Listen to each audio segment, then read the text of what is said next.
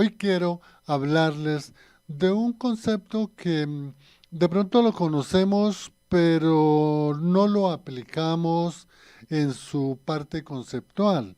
Ustedes han escuchado hablar, qué persona tan diplomática. Ustedes han escuchado hablar que las diplomacias que hay el gobierno con tal gobierno.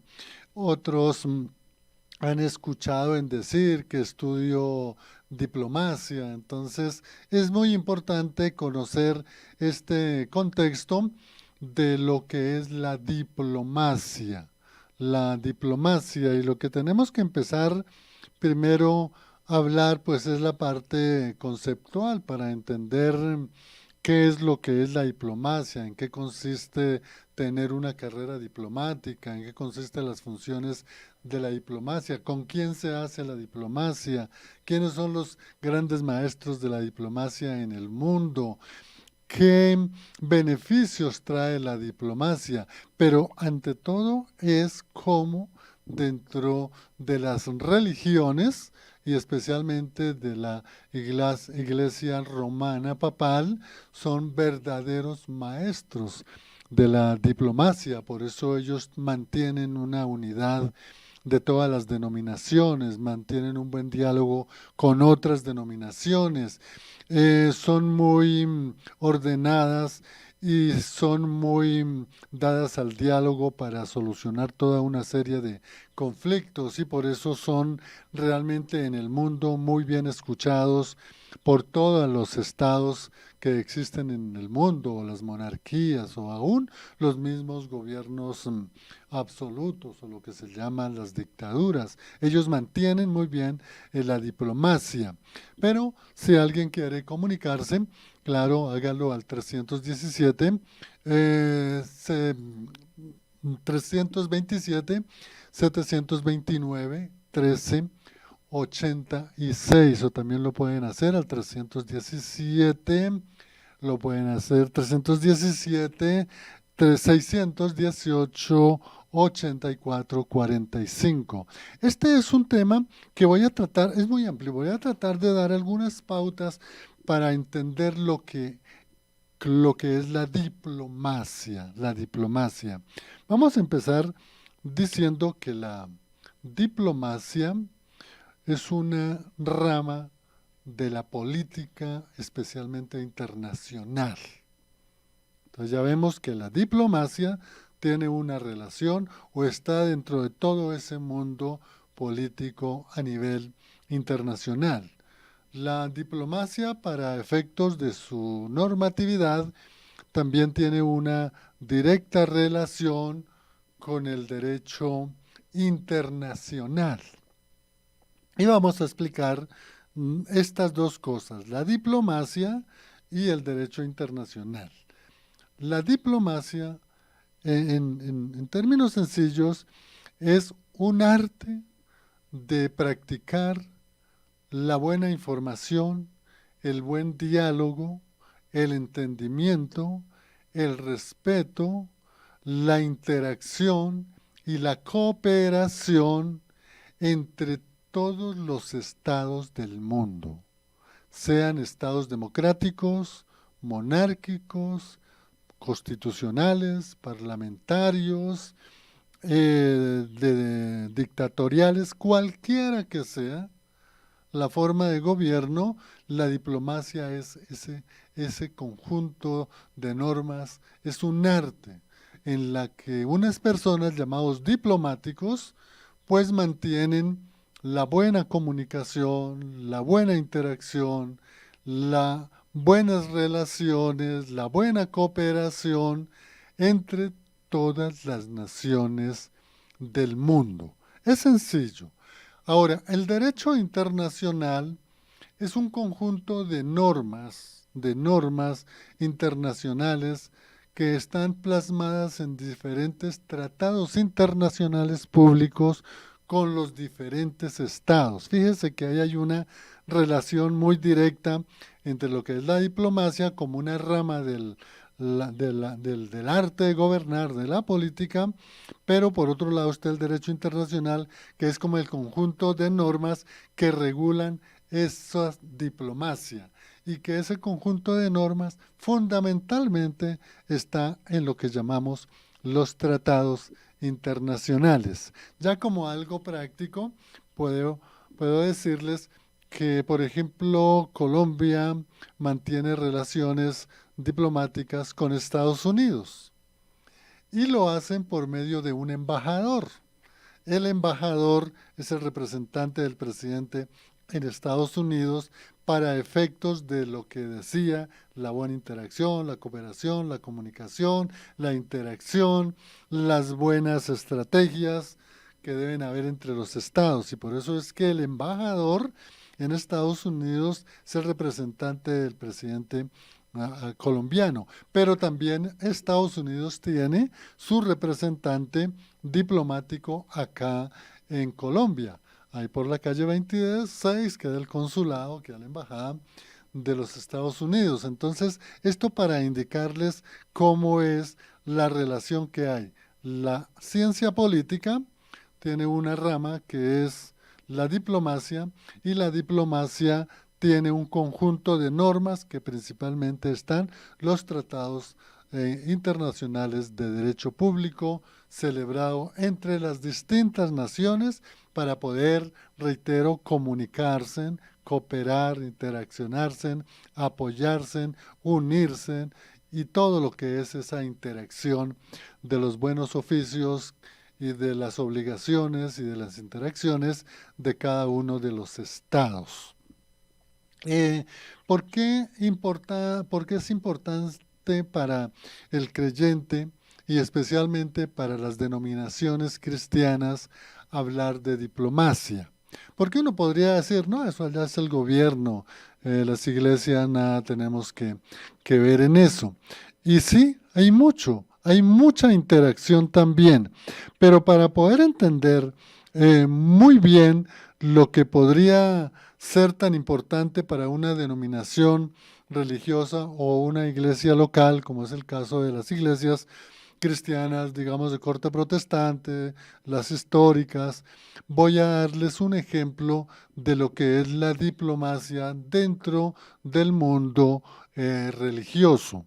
Entonces, para no confundirlos y tener, digamos, una claridad en la parte conceptual, toda esta parte que les indiqué anteriormente se tiene relación con lo que son la diplomacia de los gobiernos internacionales. Por eso les dije de los diferentes estados, los diferentes presidentes, los diferentes monarcas, los ministros, todo eso es dentro del mundo secular. Pero aquí ya voy a introducir en esta segunda parte lo que podría ser la diplomacia dentro del mundo religioso. Y aquí hay muchos temas para poder compartirles de lo que es la diplomacia dentro de las denominaciones religiosas. Vamos a empezar a explicar que en el mundo entero hay una religión muy fuerte porque está muy bien organizada. Tiene una jerarquía, una pirámide gubernamental que les permite la interacción, les permite comunicarse con todo el mundo y les permite tener muchos beneficios para la parte, digamos, gubernamental de ellos. Entonces vamos a mirar lo que es la iglesia romana papal, lo que antes se ha denominado la Iglesia Católica, Apostólica y Romana en cabeza del Papa. Entonces, la Iglesia Romana Papal tiene una cabeza visible en todo el mundo, donde el representante, la cabeza sobresaliente es el Papa de toda la Iglesia Católica. Y aquí hago esta aclaración. Eso en lo que corresponde a la parte religiosa.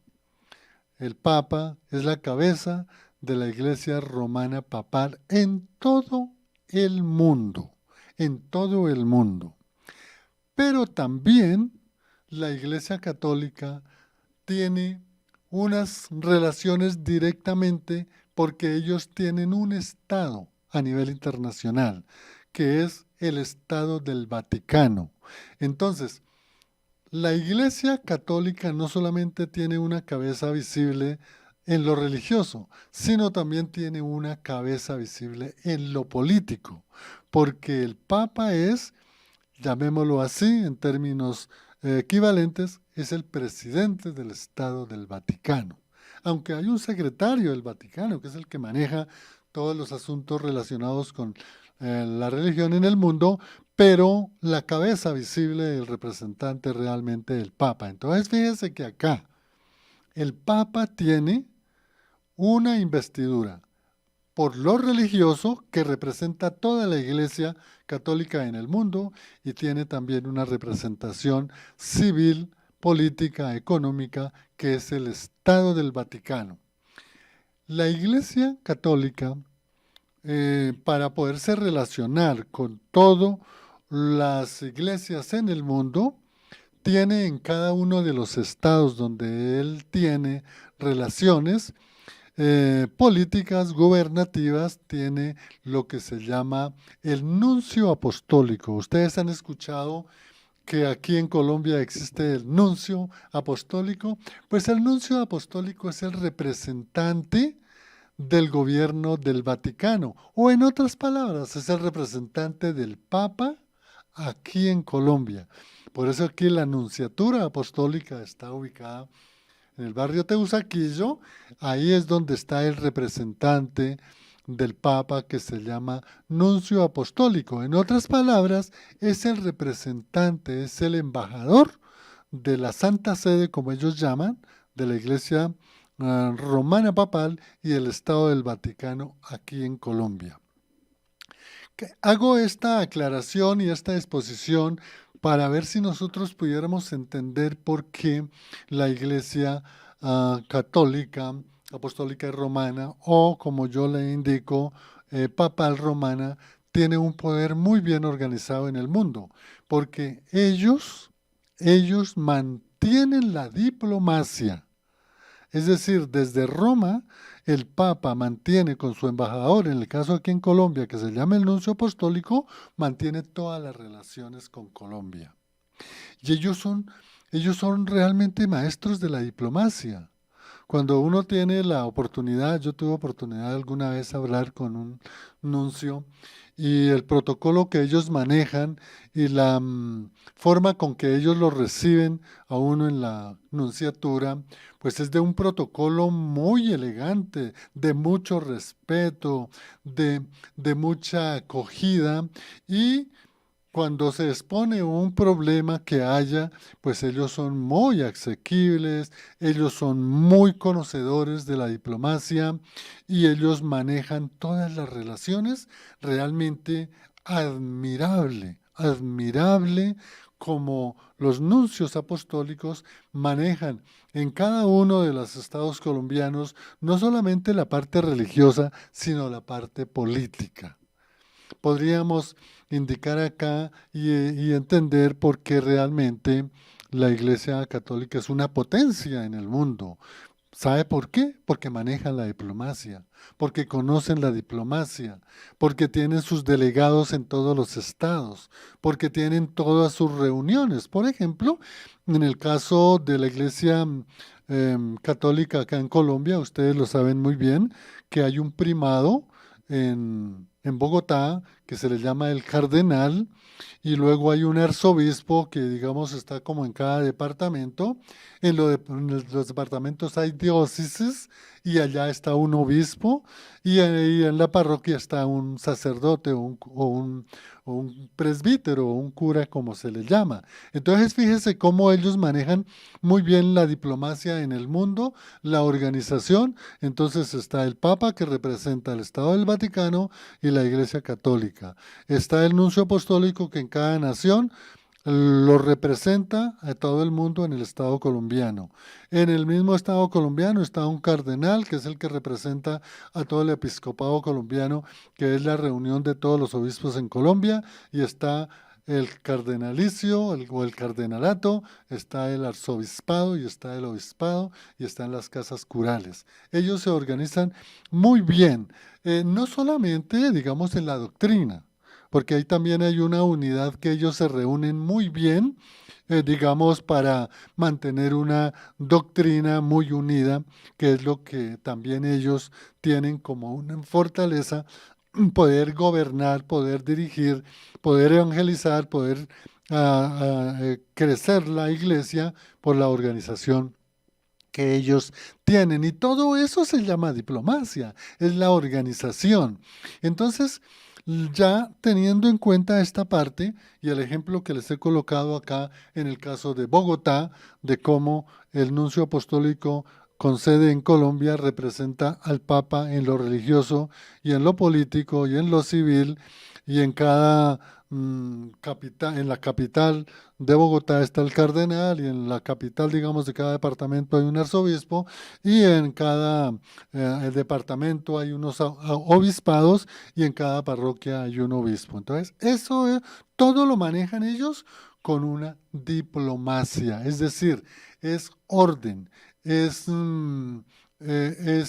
unidad, es diálogo, es interacción, es cooperación, es compartir la problemática en todos los sentidos, porque la Iglesia católica en todo el mundo, no solamente aquí en Colombia, ellos cada 3 meses se reúnen todos los obispos de Colombia acá en Bogotá, y ellos durante una semana completica hacen ponencias y analizan el problema de la educación, el problema económico, el problema de la cultura, el problema de lo que es el medio ambiente, toda la problemática. Ellos se unen y sacan documentos, porque no es que ellos se reúnen a hablar y no, ellos cada uno tiene una tarea, y cada obispo tiene que presentar su problemática que tiene en su jurisdicción, y luego unen todos esos documentos y sacan documentos de 1500, 2000 páginas, y las envían directamente al gobierno, lo que pueden estar ellos pensando del gobierno, de la política, de lo económico, de lo cultural, de lo educacional, de todo. Entonces, eso lo hacen por las vías diplomáticas. Ahora, mm, quiero ya aquí entrar un poquito para poder llevar la diplomacia dentro de lo que sería las iglesias de corte cristiano. Las iglesias de corte cristiano son muchas, son muchas. Hay muchas clasificaciones, ¿no? Por ejemplo, hay unas iglesias que se llaman históricas, que hay muchas aquí en Colombia, podría enumerar algunas, por ejemplo, las bautistas, la luterana, las menonitas, bueno, la Llanas, pero también hay unas iglesias, digamos, de corte también internacional, que vienen de Europa, que vienen especialmente de Estados Unidos, como son todos los grupos, por ejemplo, de las Asambleas de Dios, los grupos como por ejemplo los carismáticos, los pentecostales, hay otras denominaciones como los bautistas del sur, los bautistas del norte, están los presbiterianos, están los menonitas, hay toda una cantidad de iglesias que realmente pertenecen al corte protestante, pero que digamos cada una está por su lado, ¿no? Por su lado. Es decir, hay una división de cada una de las iglesias.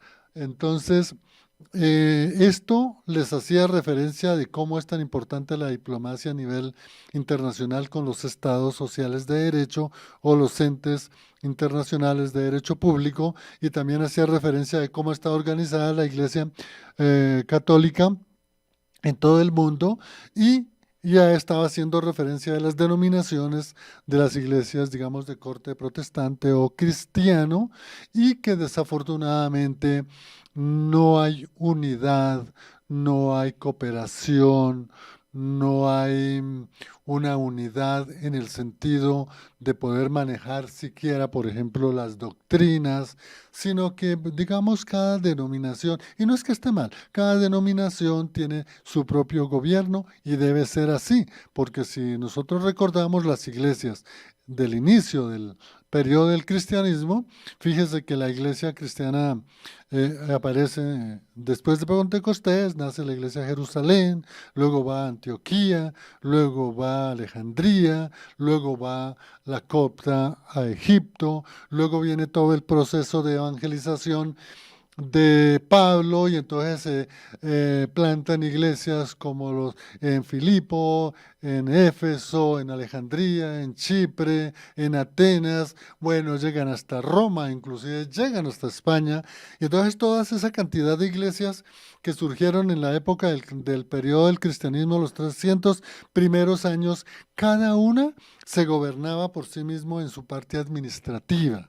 Sí, es decir, la iglesia de Jerusalén encontraba el apoyo con todos los cristianos de Jerusalén, reunían las ofrendas, compartían con la iglesia, interaccionaban. Pero cuando ya había una, digamos, dificultad en la parte de la doctrina, entonces se reunían y por eso es que el primer concilio realmente que aparece en la iglesia está relacionado en Hechos de los Apóstoles, es el concilio de Jerusalén, cuando surgió el problema de los judaizantes y de los gnósticos y de los abelianos, unas, digamos, iglesias que estaban apartando de la sana doctrina. Entonces ellos se reunieron en el concilio de Jerusalén y allí fue presidido por Santiago, no el apóstol, sino el hermano del Señor, y entonces allí definieron esas doctrinas. Y así se vinieron relacionando una serie, digamos, de concilios, como fue el del 325, el de Nicea, el de Constantinopla primero en el 336,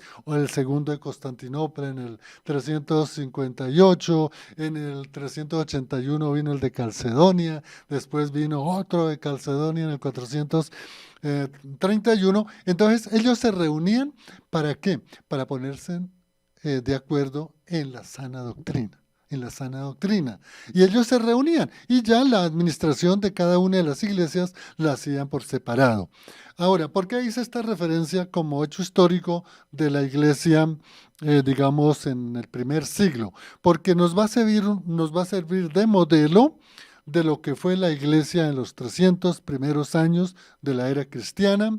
Analizamos ya la iglesia católica, cómo ellos tienen su jerarquía en el mundo, con el nuncio apostólico, donde tienen relaciones diplomáticas, y hice referencia también a las iglesias de corte cristiano. Hasta 1991, las iglesias de corte cristiano en Colombia, de acuerdo a los hechos históricos, había más unidad, porque no tenían personería jurídica. Y entonces ellos se fundamentaban en fundaciones, en algunas corporaciones, en algunas asociaciones, y se reunían y se ayudaban. Entonces, por ejemplo, por eso vino iglesias como, por ejemplo, las presbiterianas, la bautista, vinieron las menonitas, los movimientos interamericanos, los panamericanos, el Club 700, las iglesias de las asambleas de Dios, las iglesias carismáticas, las iglesias pentecostales, y entonces todo eso venía trabajándose, pero cuando ya viene una constitución de 1991, que es la actual constitución que nos rige, cambió una cantidad de normas que ya nace una ley, que es la ley 133 de 1994, llamada Ley de Culto y de las Religiones, y también vino un tratado internacional, un tratado de derecho público interno que se regula la iglesia con los estados. Desafortunadamente, en Colombia se dice que hay más de 8.500 iglesias y lo triste es que en esa época solo firmaron ese tratado 14 iglesias nomás. Entonces, esto impide a que la iglesia en Colombia de corte cristiano, pentecostal, evangélicas, de la Reforma, de los que han nacido últimamente, no haya una unidad fuerte como la hay, por ejemplo, en la iglesia católica. No estoy diciendo que haya un papa para todo, no, sino que haya una unidad de cooperación, de apoyo, de entendimiento, de exámenes de doctrinas, de cosas que unan la iglesia y la hagan fuerte, fuerte, porque cada iglesia pues cumple la misión que Dios le ha dado a los pastores de predicar el evangelio, pero estamos en un estado social de derecho en donde la iglesia está regulada por el mismo Estado, tiene unas leyes que la regulan y unos derechos y unas garantías que a veces por desconocimiento no se conocen ni se reclama. La ley 133 de 1994 es la que, digamos, explica, desarrolla, aclara todo el artículo 19 de la Constitución Política de Colombia, que habla de la libertad de culto y de religiones. Y en esta ley están todos los derechos que le asisten a las iglesias cristianas, que nosotros llamamos así, pero que en verdad la ley la llama es denominación religiosa. En algún sector del cristianismo se le denomina la iglesia local.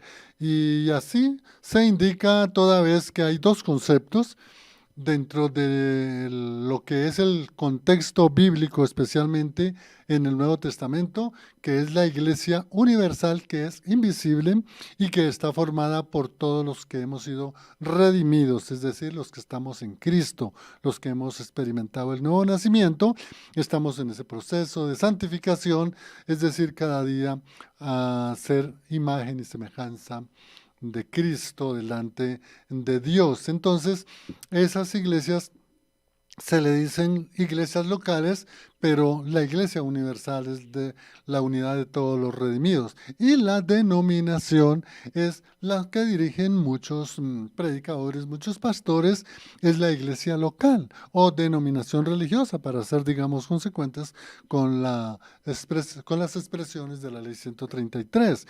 Y allí esas iglesias tienen una serie de normas que cumplir delante del Estado.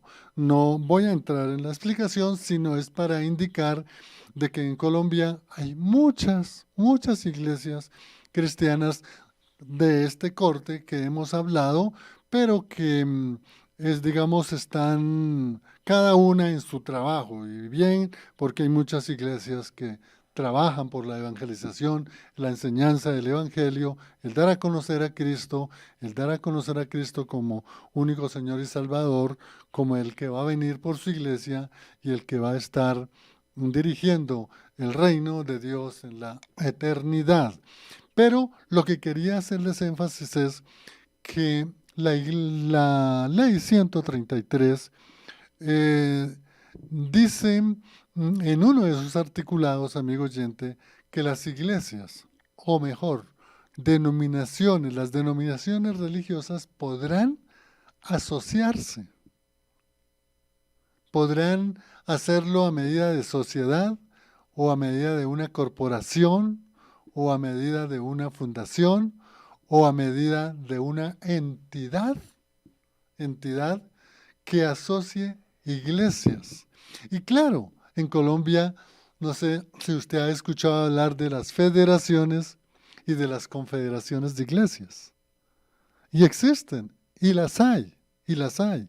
Por ejemplo, podría indicar que una federación es la unión de muchas iglesias. Coloco un ejemplo, las iglesias, por ejemplo, de la región del Caribe. Están todas unidas en federaciones. Una federación es un conjunto de iglesias, están afiliadas. También podría decirse que una federación podría ser las iglesias del Quindío, del Eje Cafetero. Otra federación podría ser de las iglesias de la meseta cundiboyacense. Otra podría ser una federación de las iglesias de los Santanderes. Entonces, esas son federaciones, pero también existen, amigo oyente, confederaciones. Y las confederaciones es la unión de federaciones. Voy a colocar un ejemplo. Dispénseme. Una confederación, como está formada por federaciones, podría existir una confederación unidas todas las federaciones del Atlántico, del Eje Cafetero, de la meseta cundiboyacense, de los Santanderes, y se reúnen esas confederaciones. Pero, ¿cuál fue el espíritu de la ley? Y pues yo lo digo porque yo formé parte de una comisión de personas para revisar o mirar esa ley 133 donde quedó la creación de federaciones y confederaciones, y las corporaciones y las asociaciones y las fundaciones. Entonces, el, la ley le dio a las denominaciones religiosas el derecho de poderse asociar en federaciones o en confederaciones. ¿Para qué? Para poder desarrollar el objeto o la misión. Reemplacemos objeto de las iglesias por la misión de la iglesia. Y la misión de la iglesia es dar a conocer la palabra de Dios, las Sagradas Escrituras, el Evangelio de Cristo. O en palabras sencillas es dar a conocer al Hijo de Dios como Señor y Salvador, Cristo Jesús. Entonces, esa parte de federaciones y confederaciones en Colombia no es una descalificación, es simplemente un examen que como abogado y estudioso de las normas del derecho religioso en Colombia, pues me permito compartir con ustedes. Pero ni las federaciones ni las confederaciones han cumplido el objeto de unir las iglesias. De pronto se unen con algunos propósitos de salud, sí, podrían unirse para fundar, por ejemplo, un hospital, sociales, de pronto para fundar una asociación para ancianos, para niños, para drogadictos. También podrían tener una asociación para ir a predicar el Evangelio a diferentes entidades del Estado, los ministerios, la presidencia, las gobernaciones, las alcaldías, el Congreso, las entidades territoriales, y puede pasar eso. También pueden estar asociadas para ejercer una función que es muy importante, el caso de la educación. Y entonces se reúnen pues para de pronto desarrollar digamos, esa área de la educación, de pronto de la cultura religiosa, o qué otro. Bueno, aquí han fallado mucho y es en la parte política, digamos, una asociación de iglesias de pronto para definir algunas situaciones políticas, hacer un estudio político en Colombia. Yo en el segmento anterior les decía que todos los obispos de Colombia que se reúnen en lo que se llama el episcopado colombiano, se reúnen cada 3 meses, cada obispo trae sus debilidades o sus proyectos que tienen para cada una de sus diócesis y la ponen en conocimiento y forman un documento muy grande, y si es del área política, económica, educativa, cultural, todo eso le hacen saber a los diferentes estados de Colombia. Si es problema de educación, pues al Ministerio de Educación, y ellos se reúnen mucho y trabajan, pero las confederaciones y federaciones en Colombia de las iglesias cristianas protestantes no se han manejado de esa manera. Entonces, por eso, mire qué sencillo sería. Sé de una federación de iglesias que hay en el Pacífico, creo que son 550 iglesias. Imagínense que esas 550 iglesias que están federadas, no confederadas, sino federadas, se reunieran y pusieran de a $1.000.000 para poder fundar una universidad o un colegio. Y no es difícil, porque podrían tener más recursos y podrían trabajar en la educación para que haya una universidad cristiana en Colombia y pueda haber una formación, y que los hijos que que llevamos a nuestra iglesia y que pasan por la iglesia infantil, y Dios bendiga a todo este profesorado de las iglesias dominicales o infantiles que preparan a los niños, y luego en los colegios, cuando ya un adolescente de 17, 18 años llega a la universidad y es una universidad secular, a veces se pierde.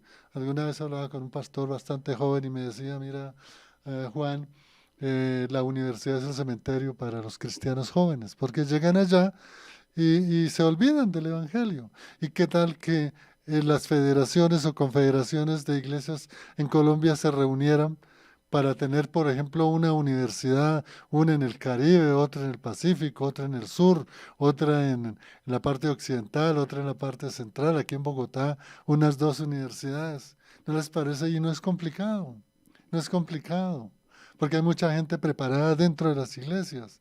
Entonces, las iglesias federadas y confederadas de Colombia realmente se han dedicado a cosas muy distintas y no a unirse para una causa social como sería la educación, por ejemplo. Me parece muy importante. ¿Y sabe por qué? Porque los primeros misioneros que llegaron aquí a Colombia, como en el caso de los presbiterianos, ellos llegaban a enseñar el Evangelio y a fundar colegios. De eso, de esa prueba está, por ejemplo, los colegios americanos y los colegios interamericanos. Esa es una prueba, esa es una prueba.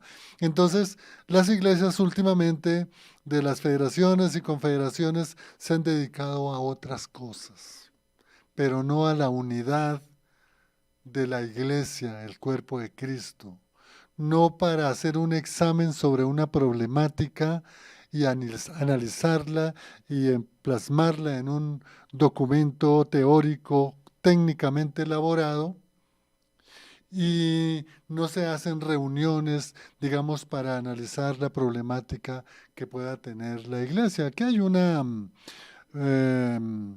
entidad que pertenece o está dentro del Ministerio del Interior y el Derecho Público, que es la Oficina de Asuntos Religiosos, pero lo han politizado, ¿no? Entonces el representante de allá, pues con mucho respeto lo digo, pues se dedica a esa otra serie de conexiones, de relaciones, de a ver a quién apoyamos, de que quién me da por acá, quién viene aquí a la iglesia para que la gente vea que la iglesia es grande. Entonces no lo hacen, no desarrollan lo que realmente es el objeto de una federación y el objeto de una confederación. La Iglesia Católica sí lo hace y están muy unidos. Y otras iglesias tratan de hacerlo, no todas realmente. Por ejemplo, las iglesias menonitas en Inglaterra o en el Reino Unido son muy unidas. Las iglesias bautistas, calvinistas en los Países Bajos o el norte de Europa o en Europa son organizadas. Aún la iglesia luterana en el mundo entero y la bautista mm, reformada tienen sus organizaciones y se unen y tratan de manejar, pero especialmente dentro del pentecostalismo, de los carismáticos, asambleas de Dios y otra cantidad de denominaciones, pues cada una está por su lado, ¿no? Y bueno, no sé por qué se hará eso, pero el espíritu de la ley 133 de 1994 es que las iglesias pueden desarrollar asociaciones para poder trabajar problemas sociales, corporaciones para poder manejar una universidad, un hospital, un centro médico, una farmacia, de pronto asociaciones también para fundar una sociedad, por ejemplo, de un supermercado. Estas iglesias que digo yo ordenadas como las presbiterianas, las bautistas reformadas, las menonitas, las hueldellanas, ellas se organizan y tienen una serie, digamos, de empresas para ayudarle también a la gente. Pero entonces lo que yo quiero mirar es que tomemos el ejemplo de lo que es la diplomacia a nivel del mundo, que son todas las entidades, todos los estados sociales de derecho, todas las naciones unidas para cooperar y ayudarse. Por ejemplo, hace poco, el Estado de Israel, no el pueblo de Israel, que es distinto, el Estado de Israel donó unas máquinas desalinizadoras y llegaron a La Guajira para que los guajiros que sufren por el agua potable tengan ese proceso de desalinización, porque los judíos tienen ese proceso y tienen esas máquinas, son abanderados, porque ellos el 70% del agua potable la desalinizan, es decir, la toman del mar Mediterráneo y la convierten aún para potable y para los regadíos, y por eso es que ahora ese desierto que era hace 60 50 años un desierto, hoy son tierras muy fortalecidas. Entonces, esa es la cooperación que ellos hacen entre estados. Por ejemplo, las iglesias, la Iglesia Católica, ella hace mucho trabajo, es social, en el sentido de, por ejemplo, propugnar por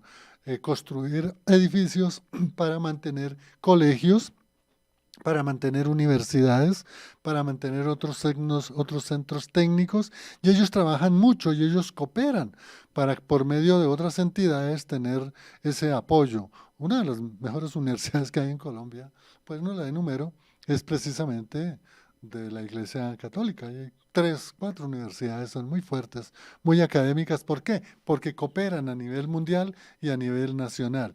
Eso es lo que yo quisiera que, digamos, sirviera esta charla como un motivo de exhortación o de animación o de análisis, porque eso hay que hacer un análisis, pero que en el centro de las federaciones y de las confederaciones de iglesias hubiese una mayor unidad. Yo los reto, amados pastores, si en Colombia hay 8.500 iglesias, mire, solamente con 1.000.000 de pesos, solamente con 1.000.000 de pesos tendrían para fundar 2 universidades. No más con ese 1.000.000 de pesos por cada iglesia. Y tendríamos centros educativos cooperando con otras universidades del mundo para poder también salir. Porque vuelvo y reitero, aquí a Colombia, cuando llega Henry Barrington Pratt, que es el que fundó el presbiterianismo, también se trajo a un mejor docente, al mejor docente que había en el Reino Unido, el señor Joseph Lancaster, y fundaron los colegios americanos. Y después vinieron otros, y los interamericanos, y han venido trabajando. Entonces, eso es lo que es realmente la diplomacia a nivel de estados, para cooperar entre estados. La Iglesia Católica, cómo coopera con sus diócesis, con sus consulados o con sus o cardenales, obispos, y la Iglesia Cristiana Protestante también lo puede hacer. Tenemos nosotros, por ejemplo, que la Iglesia Luterana Colombiana cooperara con toda la iglesia en el mundo, que es bastante grande, los bautistas, los pentecostales, si pudiéramos tener realmente muchas fundaciones para gente que necesita realmente muchas corporaciones para facilitar tener un supermercado, o la más que me gustaría es tener una universidad, una en el sector de la región del Caribe, otra en el Pacífico, otra en el centro, una en el sur.